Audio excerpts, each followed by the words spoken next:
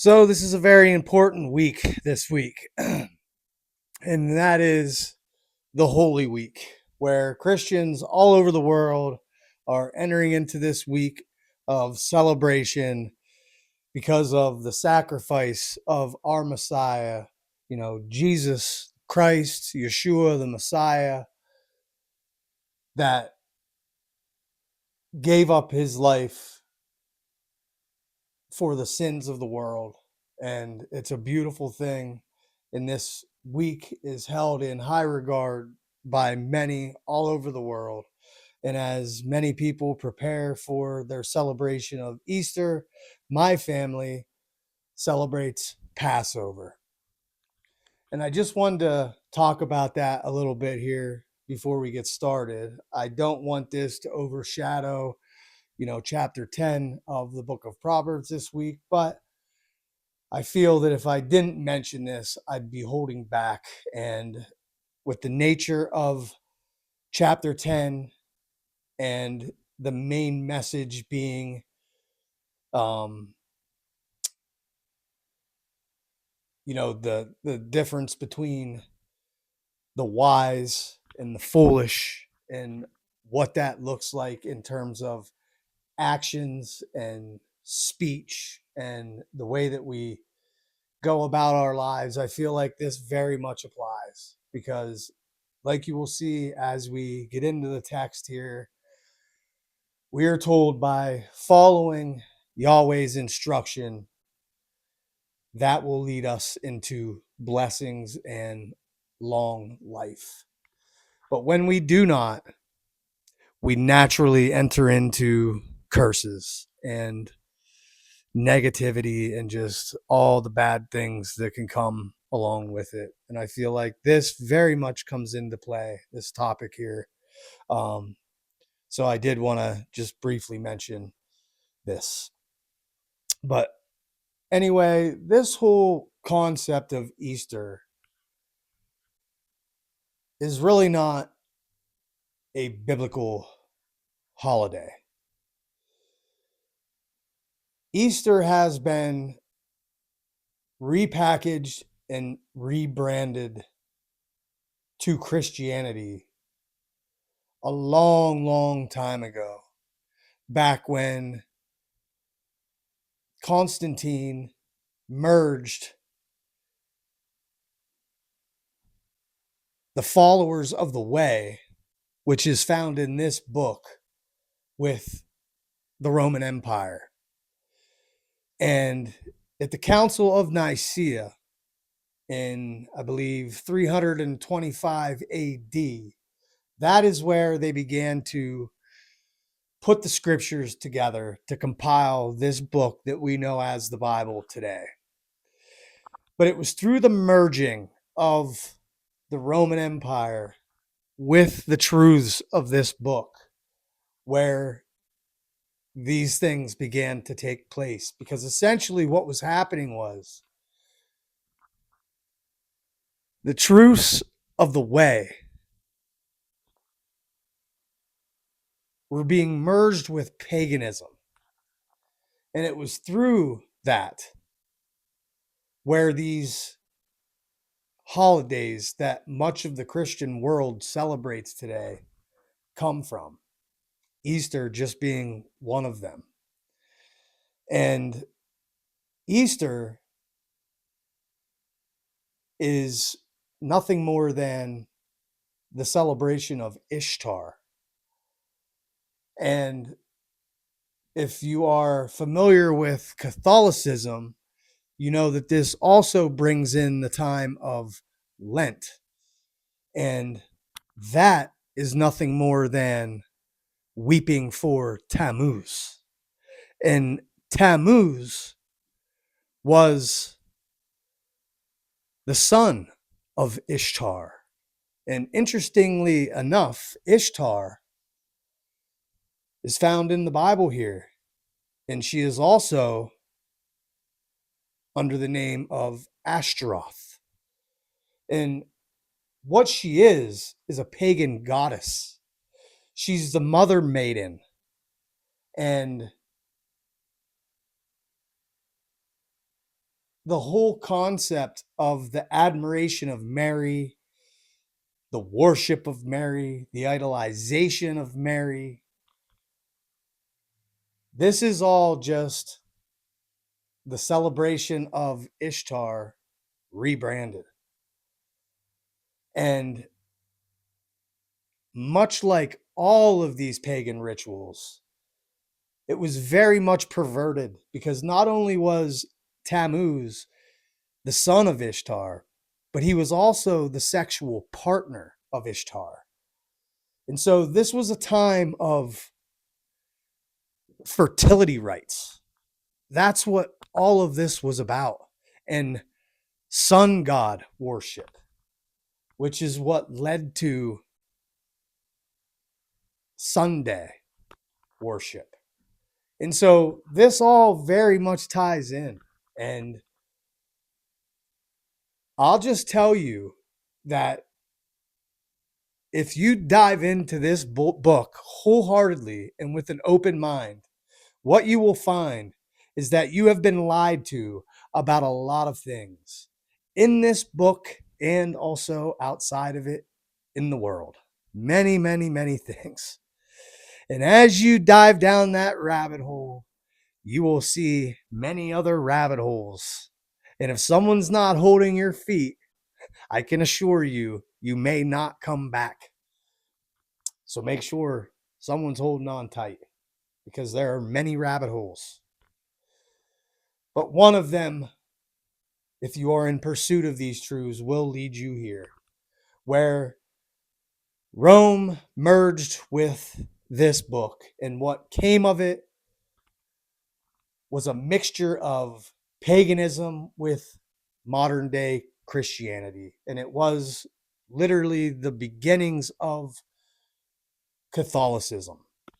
And from that, here we are. And even through the Protestant Reformation, as they broke away from the Catholic Church, unfortunately, they brought with them many of these defilements, because that's what they are. Because in truth, there are holidays that are found in this book, and they're called the Moedim because they are set apart days, holy days that were set apart by Yahweh, the Most High, for his people, a time of celebration where they could come together in worship of him, in communion with him.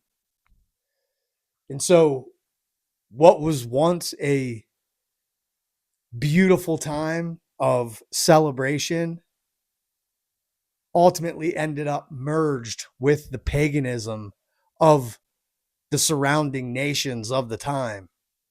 And out of that is what we see today through a lot of these holidays that are celebrated in the Western world, unfortunately.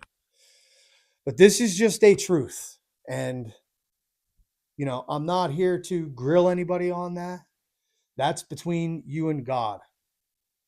I just feel compelled to give my testimony on it, to tell you where I am at on it, and to let you know that my family, we celebrate the Passover, because that's what our Messiah celebrated. He celebrated the Passover, and his disciples celebrated the Passover, and all of Israel celebrated the Passover. And when you come in to covenant with the Father, the Most High, Yahweh, Yahuwah, Yehovah, whatever you want to call him, you are entering into this covenant. And in so doing, you are Israel. You are becoming part of the commonwealth of the house of Israel. And so I set before you the idea that if they never celebrated these holidays, well, then neither should we. And so that's all I'm going to say on the matter. I'm here expressing it to you out of love. I am not trying to condemn anybody. Again, that's between you and God. But as we get into this chapter 10, you will see that there's a clear distinction between the wise and the foolish, and the things that the wise do, and the things that the foolish do. And clearly that the wise follow the instructions of the Most High, and the foolish go the other way. And I submit to you that this is all part of it. And so I encourage you to seek it out and to look into these matters. And you will ultimately come into these truths. So, all that said, again, I'm not here to condemn anybody. You do you. I grew up celebrating Easter. I'd come out Easter morning with my siblings, and my mother would have a giant nest on the table with the Easter eggs that we colored the night before, and a bunch of candy and chocolate bunnies and a few gifts to open. And it was a joyous time as a kid, and I loved it. And I even celebrated it in my adulthood with my children up until I came into this knowledge. And once I did, I had to leave it behind. I could not continue to do it in good conscience. And I just leave you with this. Lastly, have you ever questioned the origins of where these things come from? Why do we color Easter eggs? Where's the Easter bunny fit in? Where did he come from? Well, when you look into these matters, what you will find is something very disturbing. And the actual origins of these things aren't so interesting. And I'm not going to get into them here. You can do the research. It's out there, folks. Anyway, let's get into chapter 10. Hopefully I haven't lost you. Again, it's out of love. I'm not here to condemn anybody on this, but if you have any questions, please feel free to hit me up. I'll do my best to answer all that I can. And 10 starts out by saying, this is the major collection attributed to Solomon. The Proverbs of Solomon: a wise son is his father's joy, a foolish son his mother's grief. Treasure wickedly come by give no benefit, but right conduct brings delivery from death. Yahweh does not leave the virtuous man hungry, but he thwarts the greed of the wicked. The slack hand brings poverty, but the diligent hand brings wealth. Gathering in summer is the mark of the prudent. Sleeping at harvest is a sign of the shameless. The blessings of Yahweh are on the land and on the head of the righteous man. Premature mourning stops the mouths of the wicked. The virtuous man is remembered with blessings. The wicked man's name rots away. The heart that is wise is obedient to instruction. The gabbling fool is headed for ruin. He walks secure whose ways are honorable, but he who follows crooked ways is soon discovered. A wink of the eye and a man makes trouble. A bold rebuke and a man makes peace. The mouth of the virtuous man is a life-giving fountain. Violence lurks in the mouth of the wicked. Hatred provokes disputes. Love covers all offenses. On the lips of the discerning man is wisdom found. On the back of a fool, the stick. Wise men store up knowledge, but the mouth of a fool makes ruin imminent. The rich man's wealth is his stronghold. Poverty is the poor man's undoing.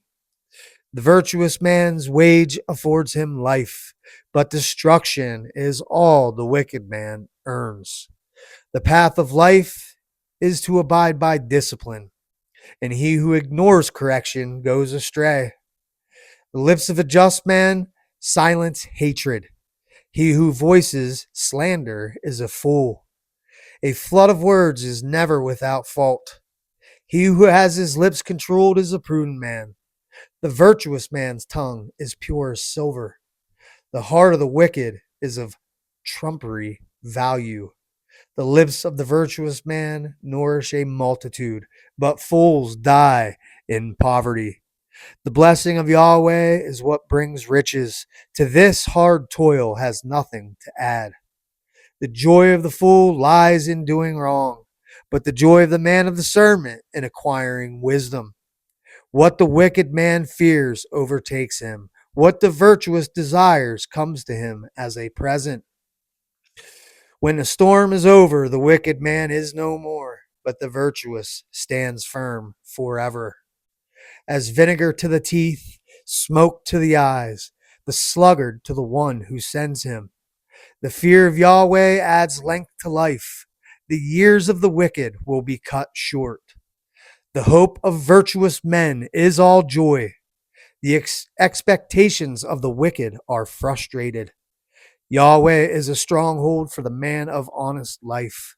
The evildoers nothing but ruin. The virtuous man will never be moved from his own place, but the land will offer no home for the wicked. The mouth of the virtuous man utters wisdom. The deceitful tongue shall be torn out. The lips of the virtuous man drip with kindness, the mouth of the wicked with deceit. And so, again, the common theme carries on through this chapter, as we have seen in the past chapters, which I encourage you to go back and check out if you have not seen them yet. But that theme is the distinction between the wise and the foolish and what that looks like. And it's clearly laid out before us. And folks, look around at this world that we are living in. The times that we are in are interesting times indeed. We are currently in a war with Iran.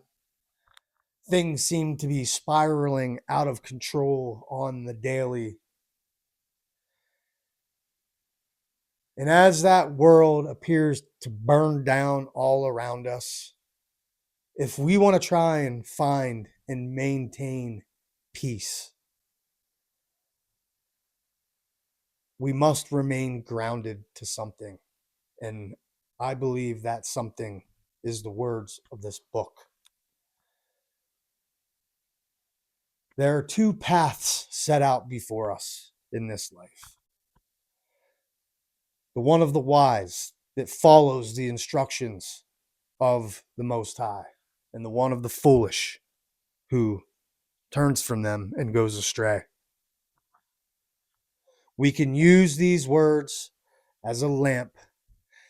It's our torch as we stay on this path and continue forward through this life, through all the darkness that's out in front of us. And it can light our path and guide our way so that we can stay on that path, the straight and narrow path, which leads to life. But if we venture off that path, we are naturally walking into curses. And by default, we are becoming foolish.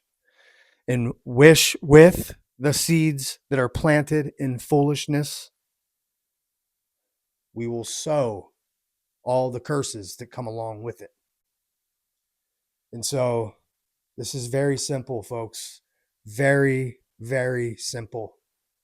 These words are simple, pure, and true. You don't have to be a college graduate. You don't have to have a degree. You don't have to be a scholar. You just have to be able to read. And the words are so simple to understand. And it's that way intentionally so that we can all understand it. And so that's what we should be doing, following these words. Because when you don't, look around out there. Because that is what it looks like when you don't. Anyway, that's all I got for this week on Proving Proverbs as we continue our march through the book of Proverbs, chapter by chapter, verse by verse. If this video has touched you, I ask that you please like it. I would love to hear from you. Please comment, let me know your thoughts. If you think anybody in your circles may benefit from it, please feel free to share it. And lastly, if you haven't yet, please subscribe and hit that notification bell so that next week you'll be notified when we bring to you chapter 11 from Proving Proverbs. I am Brad Casper. This is Proving Proverbs. Till then, we're out.